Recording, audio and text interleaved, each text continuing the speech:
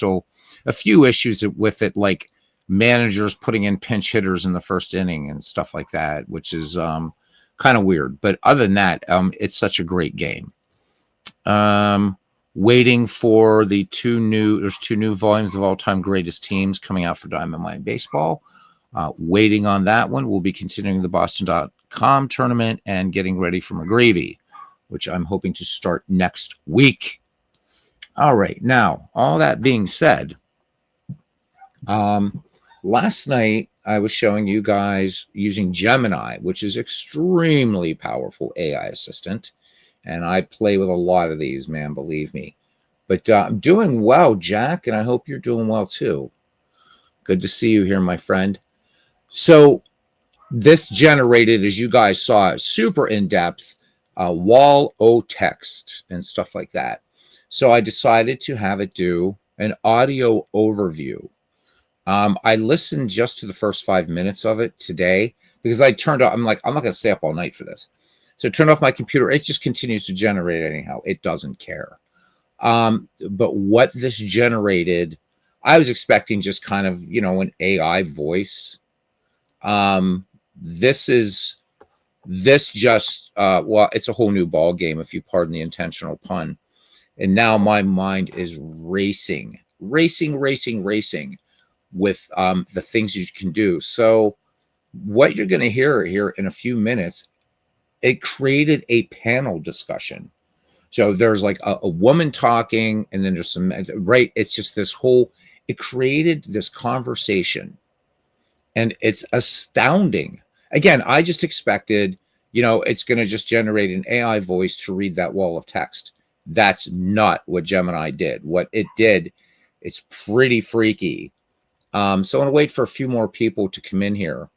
I don't want to stop it and start it too often or anything like that. It's 31 minutes. So, for a Beatles Eternally broadcast, that's super short. So Sportsflix, while we're talking about AI, they're working on a project, and I got to dig deeper. Okay, so I've got to wait, Jack. I don't know what is going on with that invite.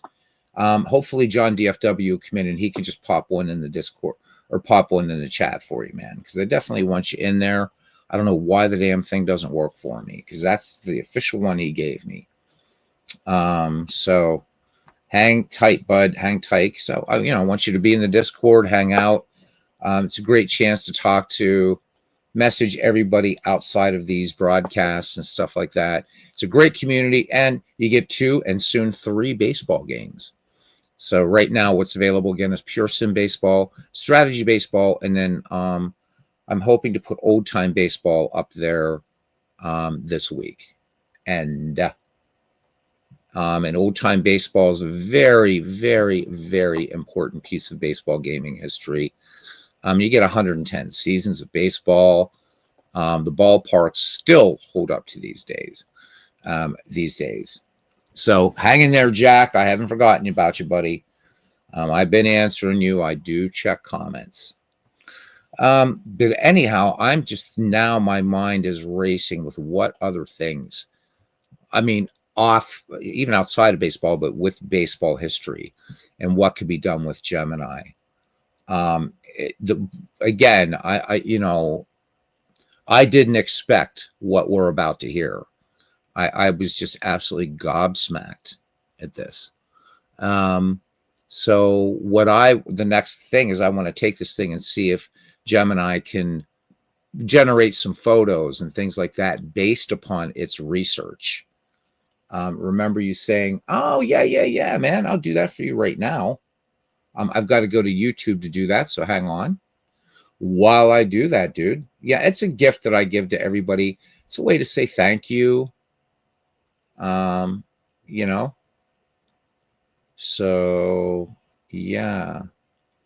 The other thing, what else was I going to talk about? But yeah, so let me find my channel on here. We're gonna have a little echo here for a minute. I got to change the name of this channel because I think that's I think Beatles fans are coming in here, and I love the Beatles. They're the reason I'm a musician. But this channel has nothing to do with the Beatles. All right, I'm going to be quiet here for a second.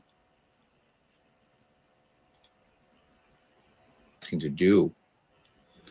All right, Jack, let's get you your moderator's wrench.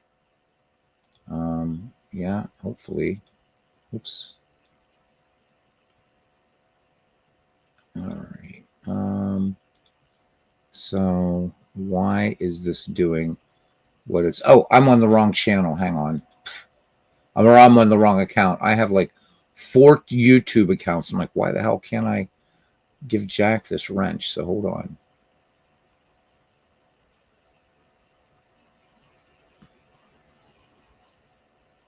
All right, cool. Federal Trade Court blocks Trump's sweeping tariffs for exceeding his authority. Beautiful. Yeah, yep. All right.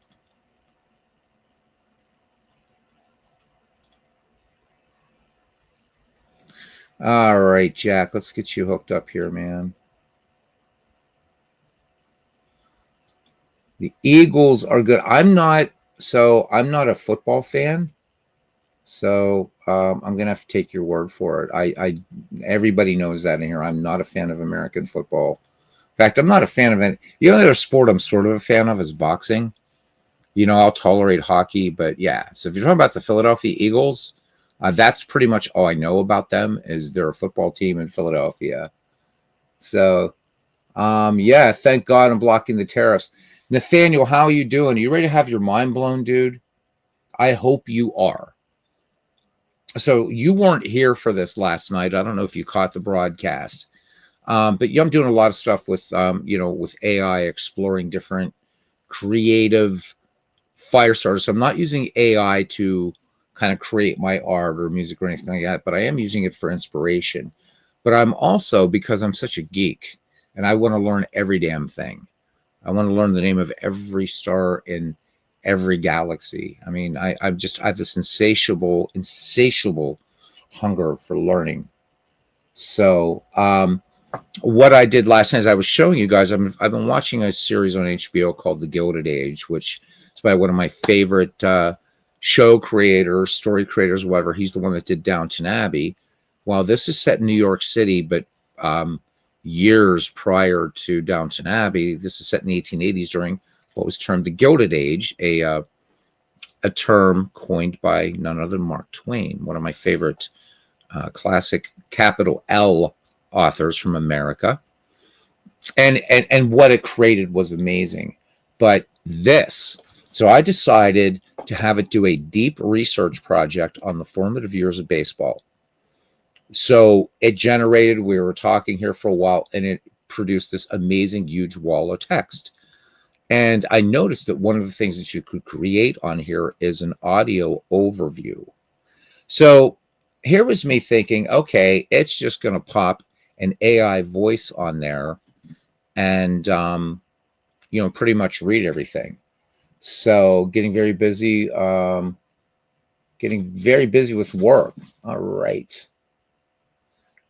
Glad to hear it, Nathaniel. So I thought I was just gonna do like this, AI voice reading it. Boy, oh boy, was I wrong.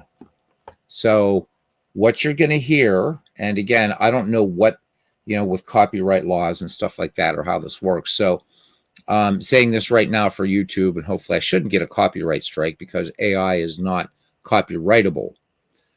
So what you're gonna hear is generated by AI. We'll give it a listen. We'll have some fun. All right, so let's get to Google Gemini. I think we're at 9. I don't know that we're going to be getting a lot more people. So these are not people that I recorded talking about baseball. This was done by Google Gemini. And it's flipping incredible, man. Just incredible. All right, so if you guys are ready, I'm going to jump into this and hit play. Are you guys ready? I'm going to up the volume here just a little bit. I hope we don't get too much echo. I'm going to mute my mic so that we don't get an echo. Here we go. Okay, let's unpack this stack of sources you've sent us. We're taking a deep dive into the foundational era of American baseball, roughly 1830 to 1892. Right. This material covers how the game transformed from informal folk pastimes into a highly organized, professional sport. Okay, are you guys hearing the woman talking? Just let me know that. I just want to make sure the sound is coming through okay. So you should have heard her talking about the formative years of baseball, and you hear like a guy kind of in the background. Just somebody just give me thumbs up or yeah, okay, good. So I need to know, Nathaniel. I'm going to mute my mic. Let's continue. This is just fucking incredible. It's just incredible. And my mind is racing with all kinds of ideas for baseball now. All right, going to mute. Have a listen, guys. Evolving rules, pioneering organizations, fascinating social dynamics, the works.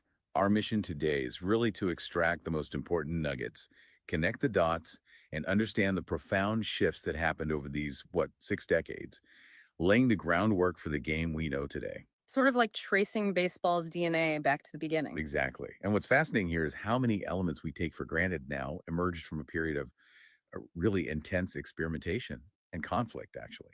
Okay, so where does this story really begin? Before baseball became the formalized game we recognize, what were people playing out there in North America? Well, our sources point to a whole variety of uncodified bat and ball games. They were often called things like town ball, round ball, or sometimes even baseball, drawing heavily on English traditions like rounders and cricket. But the key thing is they lacked standardized rules. Local customs, that's pretty much what dictated play. And these early games sound, well, pretty wild compared to today. You mentioned meeting 100 tallies or runs to win in some versions. Yeah, or teams with way more than 9 players.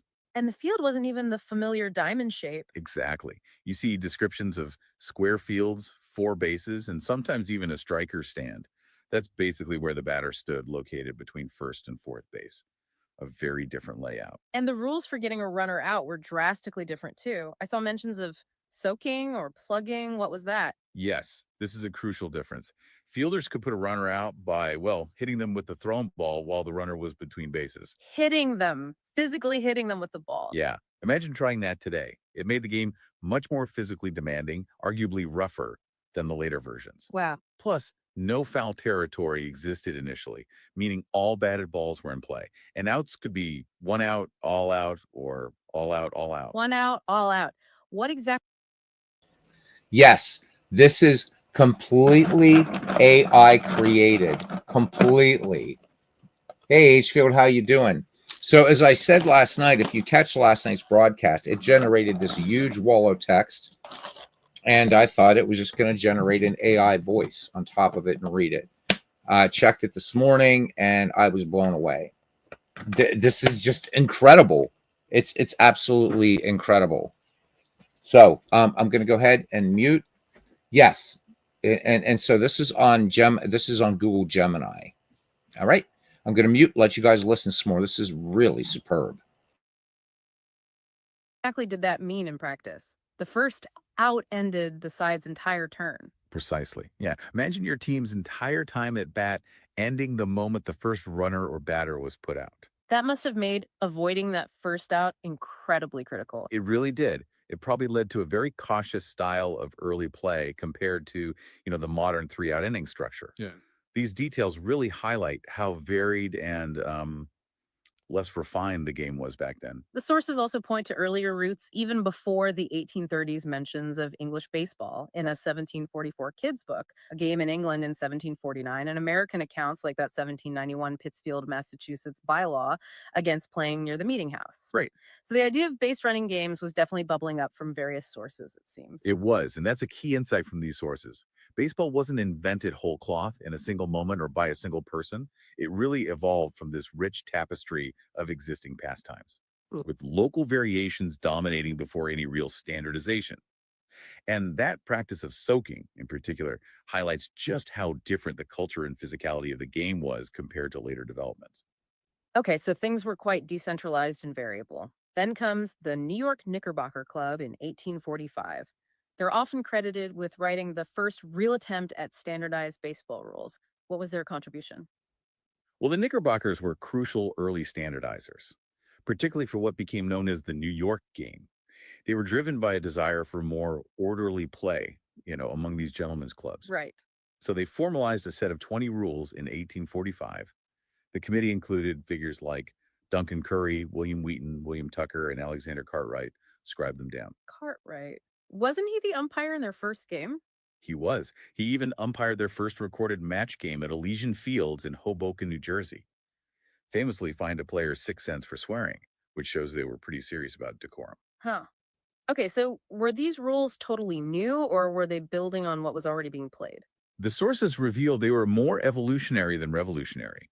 Many elements, like the idea of 3 strikes for a batter or 3 outs for an inning, they had antecedents in those earlier games. So they picked and chose. Sort of. What they did was select, refine, and codify existing practices into a clear set of rules for their club. Okay, here's where it seems to get fundamentally different from town ball. Rule 13, outlawing soaking and introducing tags and force outs instead. That feels like a massive shift. It was a significant departure, absolutely. Getting rid of hitting the runner with the ball and requiring fielders to either tag the runner or touch a base before a runner arrived.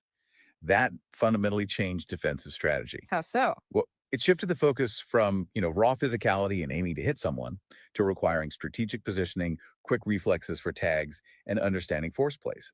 It arguably made the game safer and more accessible, moving it closer to the tactical game we see today. But you mentioned the sources hint that the Knickerbockers might not have been the very first to ban soaking. There's some debate. Yeah, that's a fascinating point about historical narrative, isn't it? Sources indicate that a founding member. So what I used in this, Chris, was deep research that's part of Google Gemini. And I'm on the pro version, so and it's not bad. It's $25 a month. So I did a very so again, the key to AI is very detailed prompt.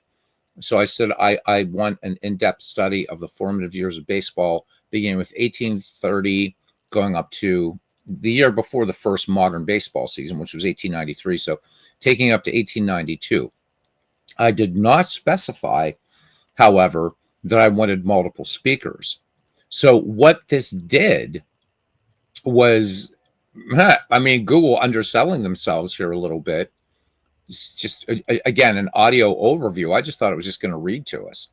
If you notice, too, the flow is really nice. And my ears get fatigued listening to AI voices. These don't sound AI at all, which is really spooky and really cool. So let's continue. Let's continue. And so far, I'm listening.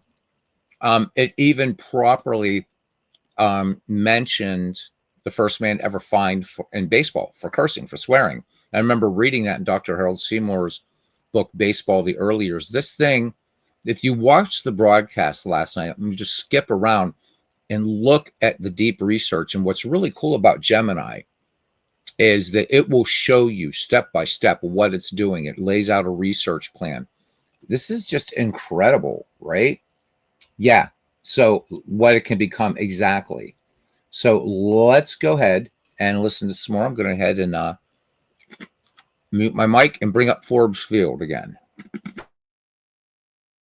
William Wheaton actually claimed the rival Gotham club had abolished soaking even earlier, maybe as far back as 1837. Interesting.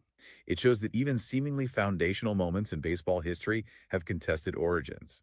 It was probably part of a broader trend towards a less rough game among these clubs. And they introduced foul territory. Rule 10 defined a foul ball outside the range of first and third base. Before this, literally everything batted was in play. Correct. Wild, isn't it? While some earlier games might have had limited foul areas, the Knickerbockers popularized the concept within this emerging baseball code, and they likely established the 90-degree layout of the field that necessitated it. Right, that makes sense. Defining foul territory fundamentally changed defensive positioning and how you thought about batted balls. Their rules also set the pitching distance at 45 feet and formalized the base paths, though they were measured in paces initially, before being standardized to 90 feet later. It sounds like their rules were more of an operational guide, though, like for people who already knew how to play rather than a complete instruction manual. They didn't even explicitly state the number of players per side or how a run was scored. Precisely. That suggests the core gameplay was so familiar to the participants that these basic elements just didn't need explicit definition at the time. The rules were really there to clarify points of potential dispute or to standardize variations they encountered when playing other clubs. So while the New York game with the Knickerbocker rule started to spread, were other versions still popular? I hear about the Massachusetts game. That was still around. Oh, it was a major rival code, absolutely. The Massachusetts game, codified a bit later in 1858, but definitely popular earlier, was much closer to the older town ball style. So still soaking allowed. Still allowed soaking, yeah. No foul territory. It featured a different field layout with the batter standing between first and fourth, used a lighter ball, and games went to 100 tallies with that one out, all out rule. Mm. It was arguably a rougher, higher scoring, more free ranging game. The eventual dominance of the New York game wasn't a foregone conclusion at all. It was really a competition between different ideas for what baseball should be. Okay, so as the New York game gained traction and clubs started playing each other more regularly, they needed rules that everyone could agree on, not just the Knickerbockers, right? That's where these conventions came in. Exactly. The need for broader standardization beyond just a single club's rules became obvious pretty quickly. So, beginning in 1857, 16 New York area clubs held conventions. That seems like a big step. It marked a crucial shift. The game's governance was starting to move beyond individual clubs to interclub agreement. What were the big lasting changes that came out of those early conventions, especially the 1857 laws of baseball? Well, crucially, they standardized the game lengths to 9 innings. That replaced definitely. They also set the base paths at a precise 90 feet, moving past vague paces, and officially codified 9 players per side. These were fundamental decisions that shaped the physical parameters of the game moving forward. And they tried to tackle other issues too. Yeah, they tried to address early signs of trouble, adding rules against gambling by participants and establishing some player eligibility requirements. And this gathering of clubs led directly to the formation of the sport's first organized governing body. Yes, on January 22, 1857, they formed the National Association of Baseball Players, or NABBP. Okay. This body officially adopted those standardized rules in 1858, establishing the diamond layout, the 9 inning game, and standard positions for the growing number of clubs playing the New York game. And the NABBP grew incredibly fast. From those initial 16 clubs to over 400 by 1867, stretching across the country, it really cemented the New York game's dominance over rivals like the Massachusetts game. But even within this seemingly unified amateur association, I see mentions in the sources of a creeping tide of professionalism. What was going on there? Absolutely.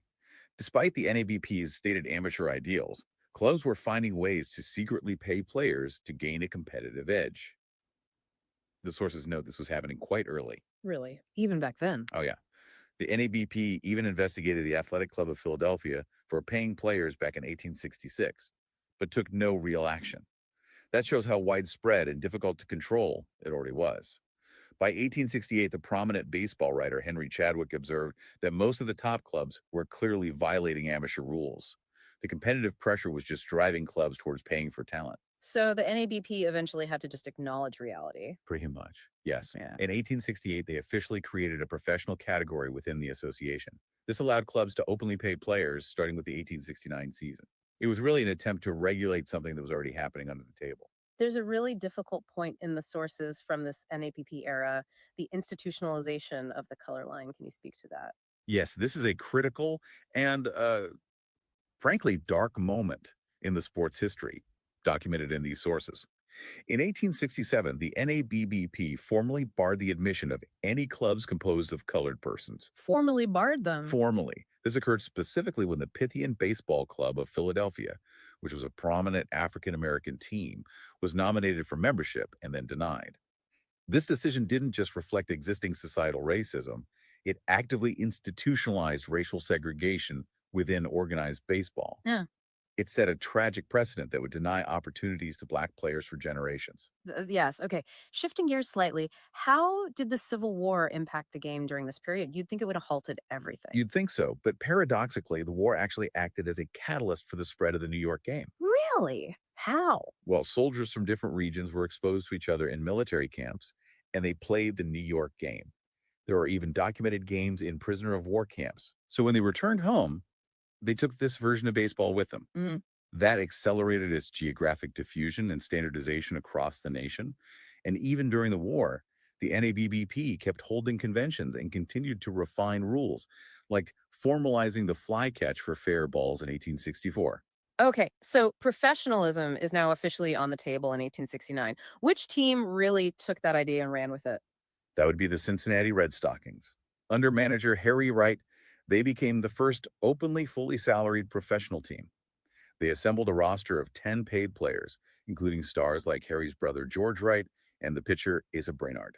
A completely professional team. Yes, this was a revolutionary business model for the sport at the time. And they were incredibly successful right away, weren't they? That undefeated national tour. Their success was just unprecedented and transformative. They went 57-0 against NAPP opponents and 64-0 overall in 1869. They didn't just win, they captivated the nation with their skill and their, well, polished play. Mm. Harry Wright implemented discipline, practiced strategic game situations, and even revolutionized uniforms with their distinctive knickerbockers. Their tour demonstrated the power of dedicated, paid talent and created this massive public demand for professional teams elsewhere. But despite that incredible success and popularity, the sources say they didn't actually last very long as that specific team. No, the Red Stockings, as that specific entity, disbanded after the 1870 season. The sources indicate that despite their on field dominance and popularity, the financial costs, salaries, extensive travel, they were substantial, making it difficult to sustain profitability back then. So the money just wasn't there yet. Right. Harry Wright and key players actually moved to Boston to form a new professional team there. So it showed the concept of full professionalism was viable, even if that first famous incarnation wasn't built to last. So, with the rise of these openly professional clubs, did they stay within the amateur NABBP structure or did that cause friction? Oh, it caused friction. Big time. The tension between the professional and amateur factions became too much. 10 of the prominent professional teams seceded from the NABBP and formed their own league. Their own league. Yeah, the National Association of Professional Baseball Players, or NAPBBP, in 1871. This is widely considered by scholars to be the first professional sports league in the United States, even if MLB doesn't grant it official major league status today. Its specific purpose was to organize professional competition and crown a champion. Okay, so what was the NAPBBP like? Was it the stable, organized league they hoped for? Well, it was a step towards a structured league. It featured a schedule, tracked wins to determine a champion. Key teams included the Boston Red Stockings, carrying on that name with Harry Wright and his stars, the Chicago White Stockings, and the Philadelphia Athletics. They pretty much inherited the standardized rules from the NEBBP conventions. But it sounds like this league quickly ran into major problems itself. This is where you really see the challenges of early professional sports management. The NAPBBP suffered from weak central authority. There wasn't a strong governing body to enforce rules effectively. Mm. It had a very low entry fee for clubs, which led to franchise instability. Teams folding frequently, not completing their schedules. It was chaotic. And the competition wasn't balanced? Not really. There was significant competitive imbalance. The Boston Red Stockings just dominated, winning 4 out of the 5 titles. And the integrity issues continued. Gambling. Rampant gambling and game fixing, often called hippodroming in the sources, were major problems that severely undermined public trust in the league. Yeah. Without strong central control, it was just really difficult to police. So it didn't last much longer than the original Red Stockings team then. No, the NATBBP dissolved after the 1875 season. It just couldn't overcome its structural weaknesses, particularly the lack of central governance and those integrity issues. Its struggles really highlighted the essential need for a different, more authoritative model of professional league management. Which paved the way for Paved the way for the next big shift. that next big shift being the formation of the National League in 1876. And the sources consistently point to one individual as the driving force behind it, William Hulbert. Hulbert, yeah, president of the Chicago White Stockings. He was indeed the principal architect and visionary. He was deeply frustrated with the chaos, the instability, the lack of enforceable rules in the NAPBBP. He saw how players could just jump contracts, how gambling threatened the legitimacy of the whole thing. So he wanted a league built on stability, integrity, and clear business principles. Precisely. He envisioned a league with strong central authority, a smaller, more stable group of clubs with exclusive territorial rights, Mm. mandated schedules that had to be completed, and better ethical standards. And that included banning things like gambling. Yes, banning gambling by participants. Controversially, he also banned Sunday games and alcohol sales at the parks. He was aiming to cultivate a more respectable image for the sport, trying to attract a different class of patrons than the 8A would later target. And after becoming president in 1877, he ruled with a pretty heavy hand, didn't he? An iron fist, some sources say. He certainly established a reputation for decisive, even ruthless leadership. The sources cite bold moves right away, like expelling the New York Mutuals and Philadelphia Athletics after the very first season for refusing to complete their scheduled road trips at the end of the year. Wow, just kick them out. Yep, it's a clear message. Adherence to league rules was paramount, even if it meant losing teams in major markets. And the Louisville Grays scandal in 1877 sounds like the ultimate early test of his commitment to integrity. What happened there? It was absolutely pivotal. Here you had four players on the Louisville Grays, including their star pitcher Jim Devlin, caught red-handed fixing games for gamblers. Oh boy. This was exactly the kind of corruption that had plagued the NAPBBP and threatened the National League's credibility right from the start. And Holbert's response was swift and severe. Brutally so. Holbert's response was to ban all four players. For life. For life. No second chances. Nope.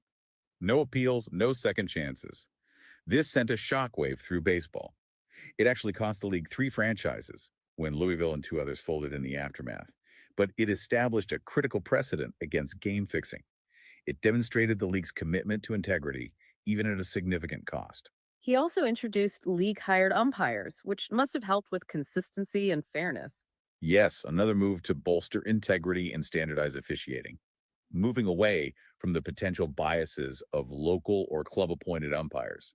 It was all part of the broader effort to professionalize the structure of the game, not just the players. Now, this era also introduces one of the most contentious aspects of baseball history, the reserve clause. Ah, yes, the reserve clause. Mm. This is where the fundamental conflict between owners and players really takes shape, and it would last for a century. How did it start? The National League implemented the first reserve clause in 1879.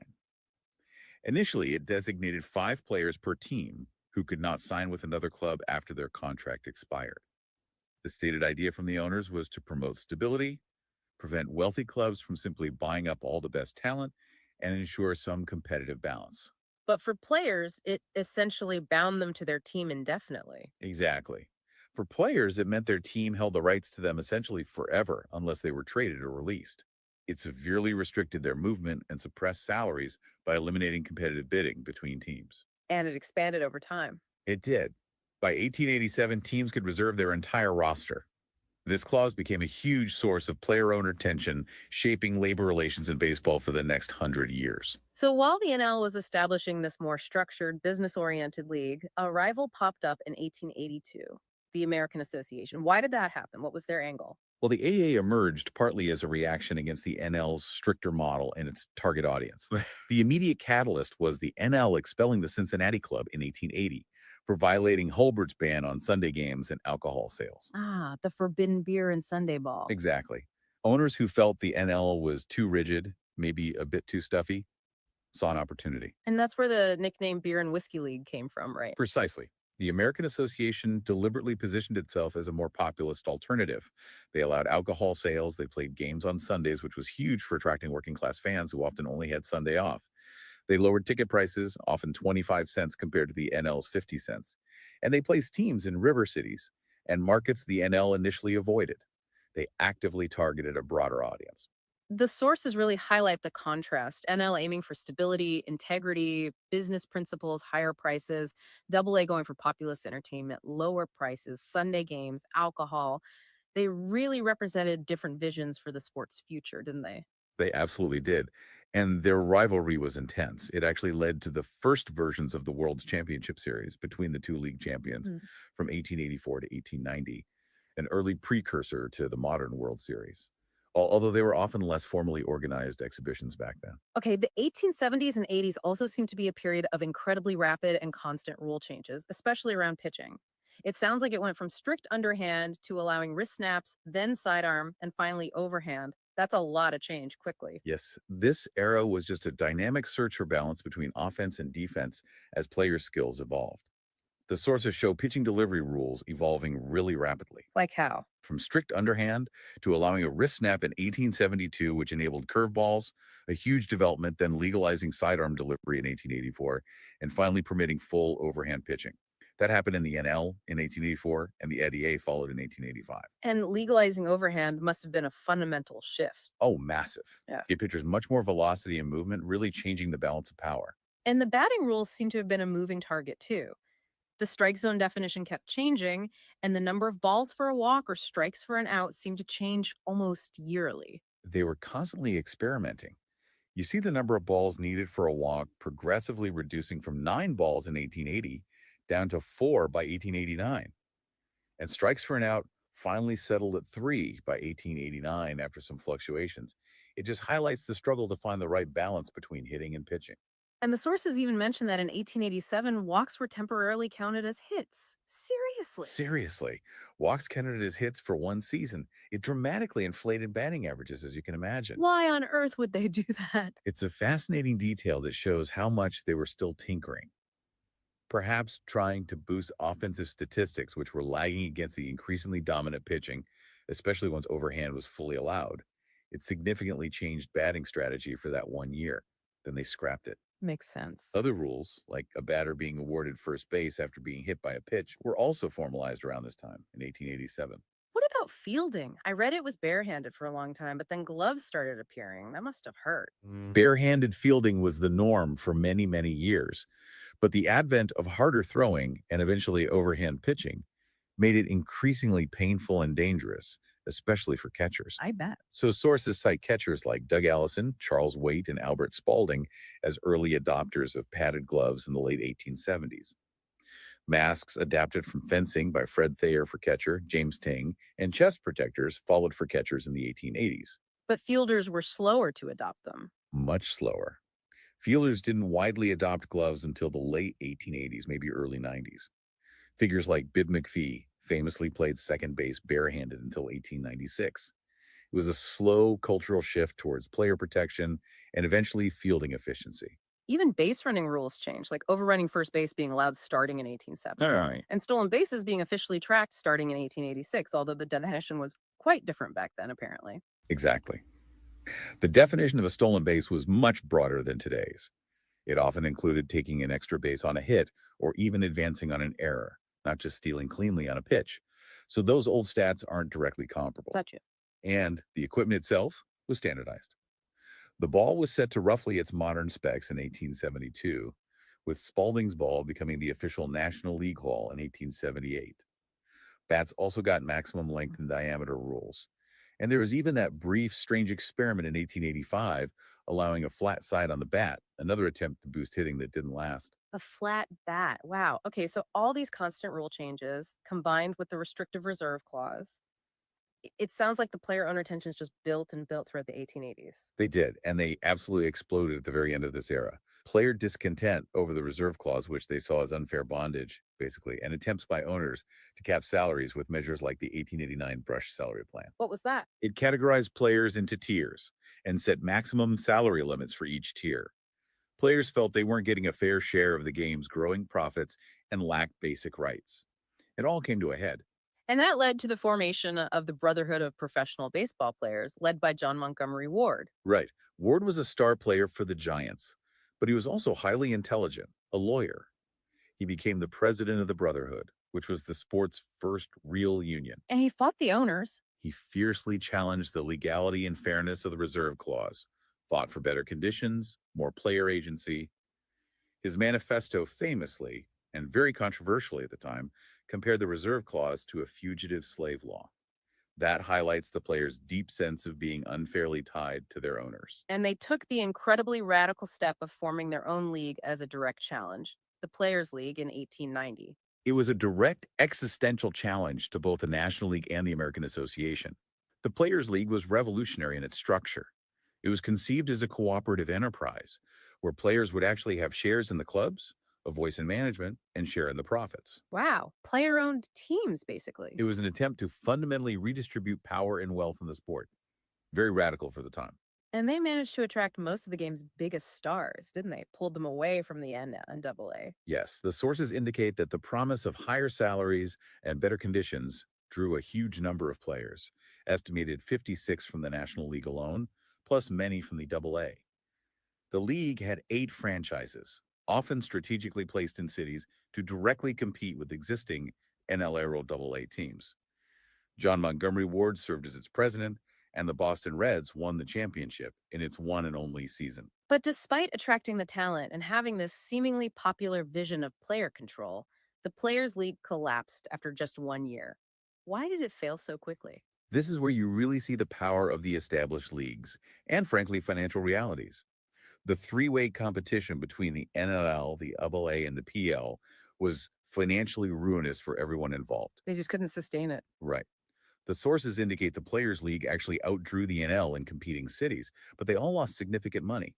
The PL was underfunded compared to the established leagues, and its outside investors got impatient very quickly when they didn't see returns. And the NL owners actively worked to undermine it, didn't they? Absolutely. In the postseason negotiations after 1890, the NL owners, led by Albert Spalding, the former player turned sporting goods magnate who owned the Chicago NL team, just outmaneuvered the player representatives. How? Spalding famously declared that professional baseball would be run by the moneyed people on business principles, effectively shutting players out of governance again and reestablishing owner dominance.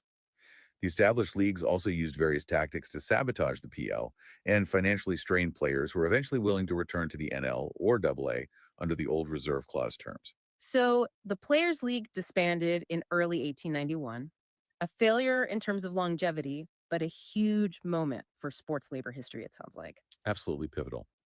It was the first major organized player revolt against owner control in American professional sports. It set a precedent and demonstrated the potential for collective action, even if it didn't succeed in fundamentally changing the power structure at that time. And the American Association didn't survive the League War either. It was a casualty, too. No, the AA was already weakened throughout the late 1880s by losing franchises to the stronger NL. The Players' League War was the final blow. It just siphoned off the talent and the gate revenue they needed to survive. The sources confirm the American Association officially folded and basically merged with the National League in December 1891. Which meant by 1892, there was effectively just one major league, a monopoly. Exactly. The National League expanded to a cumbersome 12-team monopoly for the 1892 season, absorbing four of the remaining 80 clubs. They had won the league war, but the sources note the financial situation was still pretty grim in the immediate aftermath. Oh. Well, the league took on significant debt from buying out some of the UPA owners. Attendance was down after all the turmoil, and most clubs actually lost money in that first year of consolidation. And the owner's response to financial struggle was immediate mid-season salary cuts, even after the Players' League fight. Predictably, yes. Despite the recent fierce player revolt, the financial pressures allowed the owners to immediately reassert their power.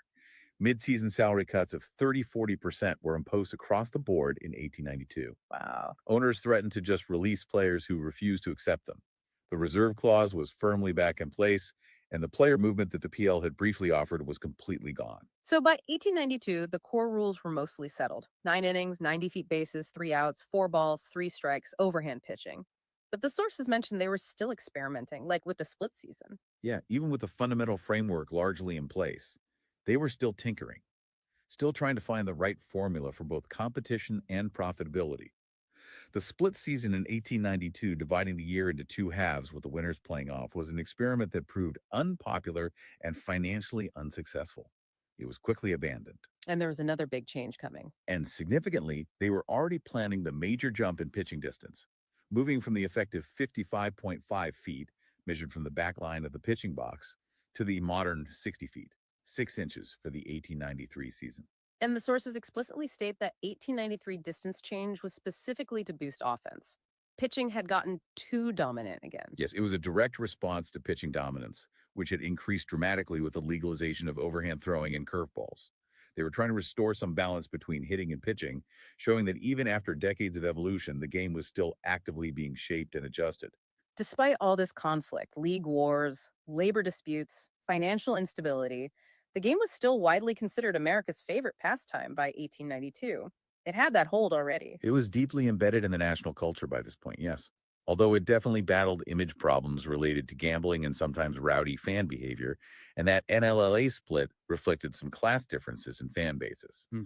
Baseball's popularity was undeniable. What fueled that popularity? Intense local rivalries, which the leagues fostered, and crucially, by growing media coverage. Media coverage sounds like it played a huge role. Newspapers started dedicating significant space to the game, right? Absolutely instrumental. Daily newspapers became the primary source for game news, results, box scores, commentary. Dedicated baseball reporters emerged. And then weekly publications like Sporting Life, founded in 1883, and the Sporting News, founded in 1886, became essential reading for fans. They covered the sport nationally. So people could follow teams beyond their own city. Exactly. This expanded the audience, publicized players, made them national figures, and boosted the commercial viability of the whole enterprise. Even early baseball cards, first appearing in the 1860s with Peck and Snyder, helped make players recognizable national figures. Let's revisit that crucial, difficult issue you brought up earlier, the color line. How did that evolve or maybe devolve through these decades? As documented in the sources, this was a defining failure of the era and had tragic, long-lasting consequences. We talked about the early forms and how African Americans played baseball and formed their own teams like the Pythian Club, but they were systematically excluded from white organized leagues. That 1867 NADP decision to formally ban clubs with black players was pivotal. It institutionalized segregation within the sport's governing body. Were there any exceptions at all? Any black players who managed to cross that line, even briefly in the professional leagues? The sources highlight Moses Fleetwood Fleet Walker as the most notable. He was a catcher, played for Toledo in a minor league, and then briefly in the Major American Association in 1884. His brother Weldy also played briefly in the AA that same year. They were pioneers, but faced immense prejudice. But the sources point to key figures like the star Cap Anson actively working to prevent black players from competing against his team. That sounds pretty deliberate. Anson, who was a legendary player and manager for the Chicago White Stockings, was a vocal segregationist. The sources describe how his stance carried immense weight in the game, and it directly led to incidents like his team refusing to play an exhibition game against Toledo if Walker was in the lineup back in 1883. This pressure from prominent white players and teams definitely contributed to the hardening of the color line. And it seems there was a critical turning point in 1887 that really solidified it. Yes, the sources highlight July 1887 as particularly important. Minor league owners met and enacted what was effectively a gentleman's agreement. It wasn't necessarily a written rule on all leagues, but it was a formal policy adopted by the influential International League and widely understood elsewhere, banning future contracts with black players throughout organized baseball below the major leagues. So that slammed the door shut. It effectively closed the door for black players in white organized baseball for decades. It pushed them exclusively into barnstorming on their own teams or playing in separate, underfunded Negro leagues later on. It mirrored the discriminatory Jim Crow segregation spreading across American society and denied generations of black talent access to the highest level of the sport. And throughout all these decades, even with Holbert's efforts in the NL, gambling remained a constant problem lurking around the game. Yes, from the earliest days of informal matches right through this whole period, gambling was intertwined with the sport. It created pressure for players and managers. It led to repeated game fixing attempts, or hippodroming as they called it. The NAPBBP was particularly plagued by it, as we discussed. And even the NL wasn't immune, as the 1877 Louisville Grays scandal showed so clearly. Absolutely. The Louisville scandal, where 4 NL players were caught fixing games, was a major threat to the National League's credibility right after its formation. Holbert's decisive lifetime bans were a strong action to protect the game's integrity. But gambling, along with rowdy behavior from some fans and players, remain an ongoing challenge to maintaining public trust in baseball throughout this entire era. Wow, what a journey through the crucible of American baseball. It really covers a lot, from those rough regional folk games with the soaking and one out, all out innings, to the Knickerbocker attempt at rules, the messy birth of professional leagues like the NAPBBP, the rise of Holbert's more businesslike NL and its fight with the populist EBLA. Right. The constant, almost dizzying role changes flat bats, walks as hits, the fierce labor war with the Players League, and these deep societal issues of segregation and persistent gambling woven throughout. The period from 1830 to 1892 truly was the foundational era, the crucible, like you said. By 1892, the basic framework of the game, the field, the innings, outs, balls, strikes, pitching, delivery, it was largely set, consolidated under the National League monopoly. But clearly not stable yet. No. It was also a sport still grappling with its growing pains, financial instability despite the monopoly, unresolved labor tensions that would definitely resurface later, and the immense lasting damage of the color line it had constructed. It's incredible to see how many fundamental parts of the game we watched today were hammered out, experimented with, fought over, and eventually codified during these turbulent years. All based on the details in this material. It wasn't some smooth plan development at all, but a really dynamic, often messy struggle. This history presents a fascinating paradox, doesn't it? You have this period of incredible innovation and standardization that creates the game we know. But it's happening alongside these intense conflicts over money, control, and access. It makes you wonder, which battle do you think had the most profound and lasting impact on baseball's identity moving forward? Was it the fight for rules and structure, the struggle for player rights, or the failure to achieve inclusion? Something to mull over as you think about how these echoes of the past still resonate in the game today.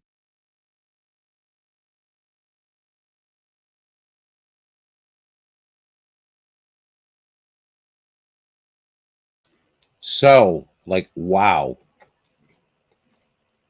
I will download this. I don't know the size of the file, but yeah, I'll be happy to do that. If I can't get it on Facebook, I'll put it in the Discord. I'll also put a link to it. There we go. Let's download it.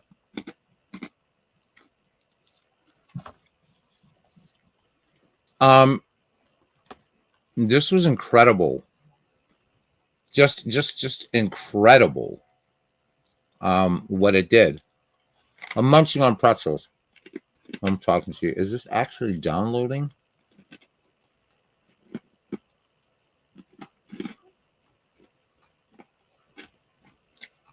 So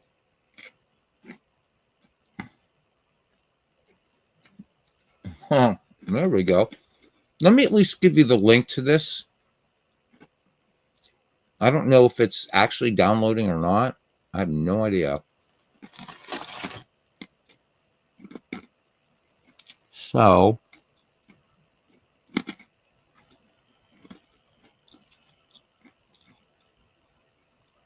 oh, holy hell.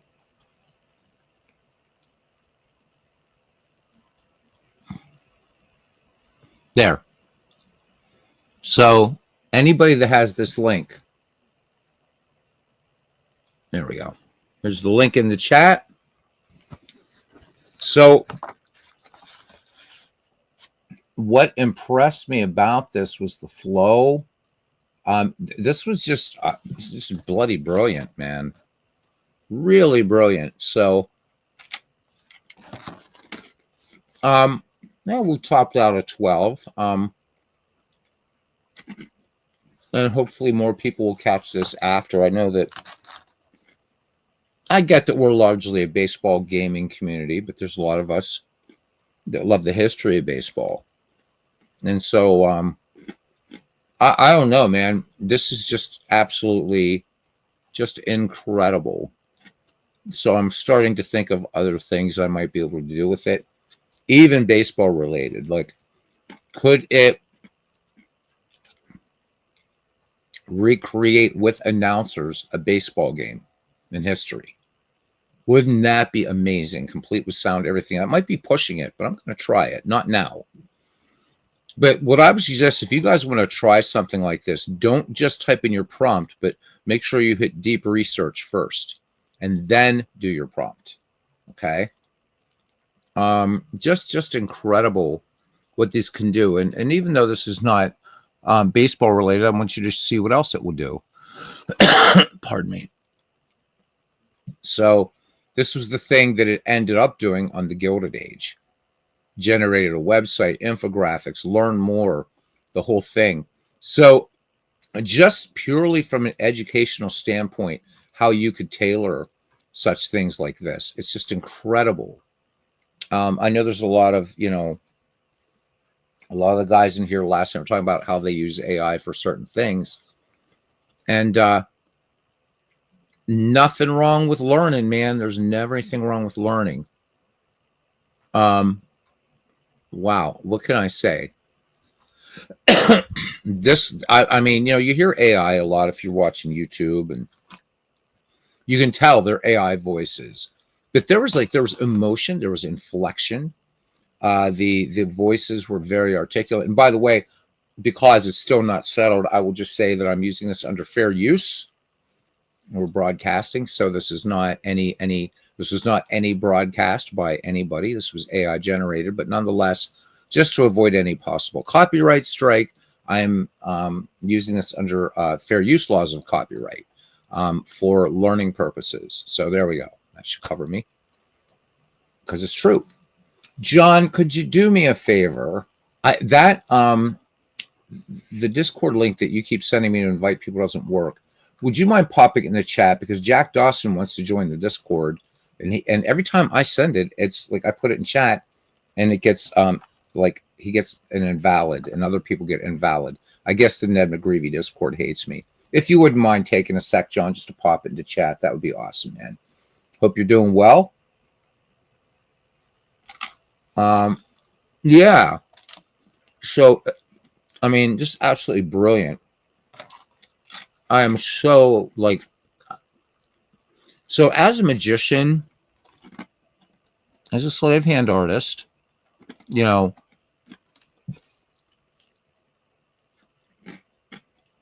I got into magic when I was 8 years old because my cousin just blew me away, knew one little simple coin vanish.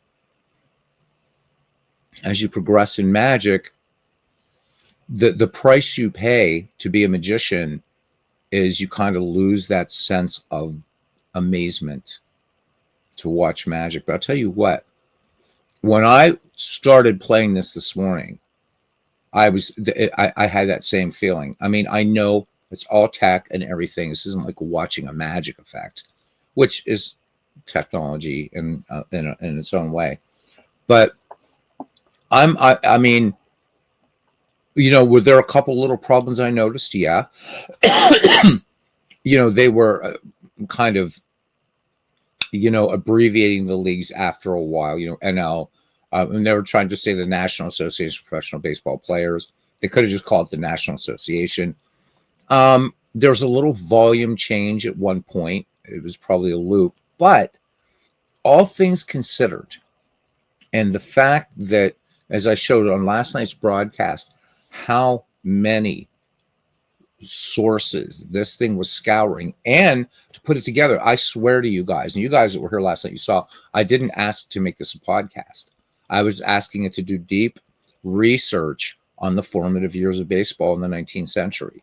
That's what I asked it, and it came up with something like this. So I'm hoping that you guys, I'm going to give it a little thumbs up here because it deserves 10,000 thumbs up. That was amazing. Even provided the title.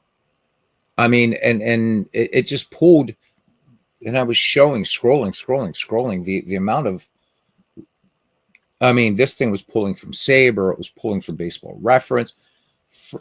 Oh my God, I don't know. There was probably 90, 100 different sources this thing was pulling from.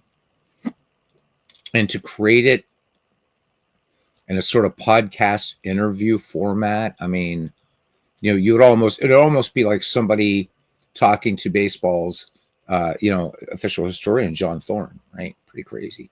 Anyhow, I'm noticing that viewership is dropping in this, so we'll cut out now.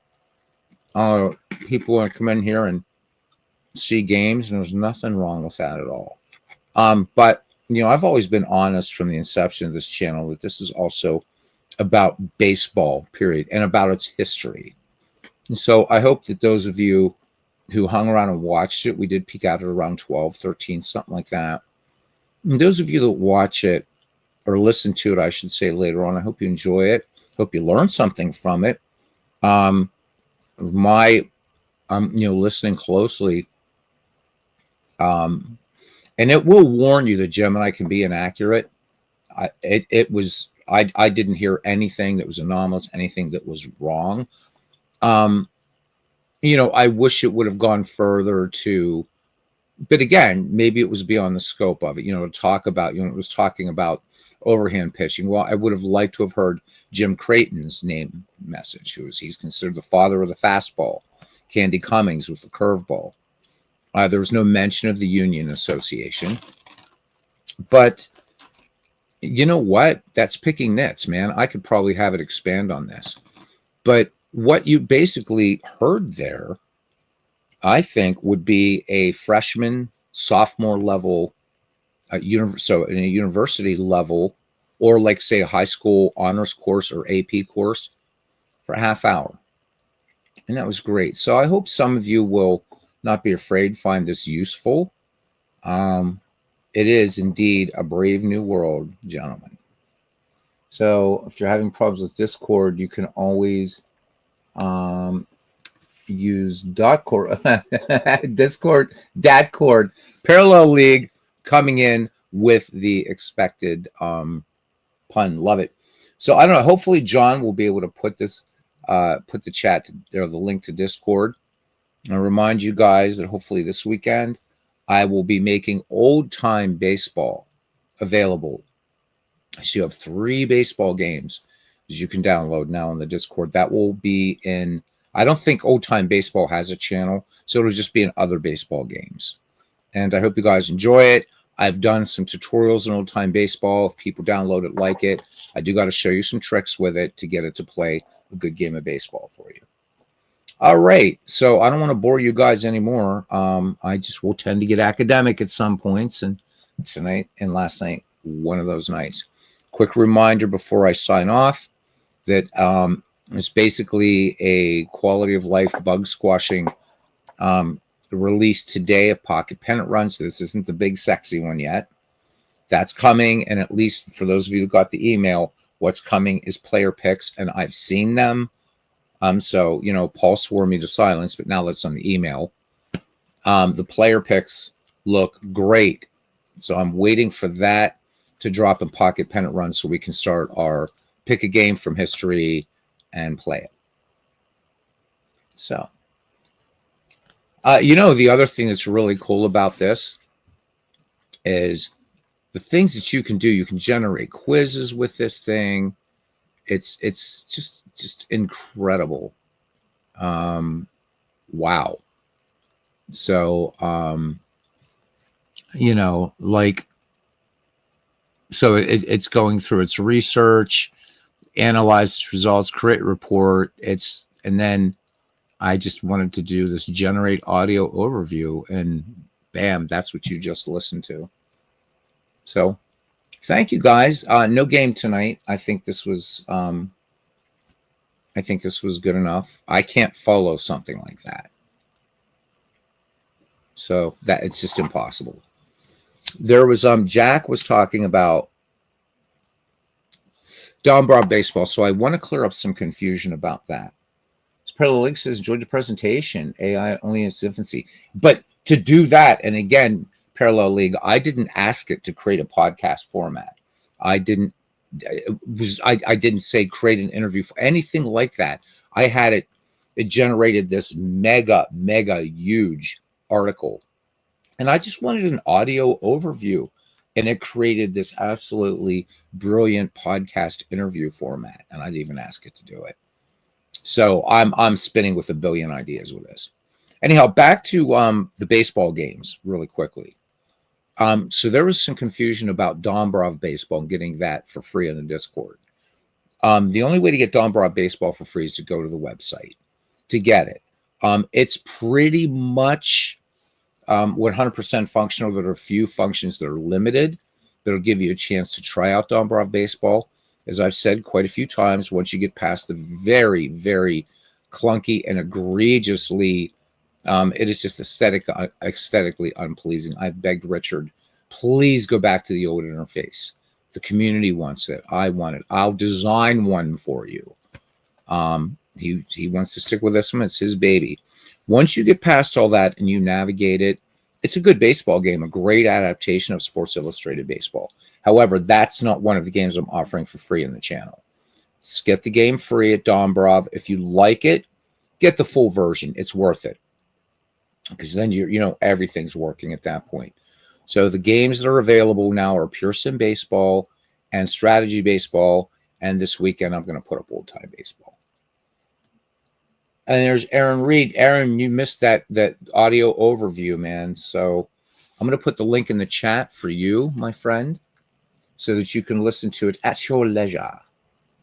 All right. This is publicly shareable. So, and I think, Aaron, you'll love this. I'll give you a good little crash course here into 19th century baseball. All right, so let me share this again. Copy it. And I'm going to put this in the chat. Okay, so that is the presentation that you just heard. Guys, feel free to spread the link around and stuff like that. Okay. All right, that is all. No game tonight. I want to thank Aaron Reed, Parallel League, coming in, John DFW, Chris Slovic. Great when Chris can come in. His head spins about this stuff too. Jack Dawson. Jack, I'll try to remind John DFW. I'll send him a DM and try to troubleshoot what's going on with Discord. I don't think he stayed very long, so because I didn't see him post anything in the chat. So,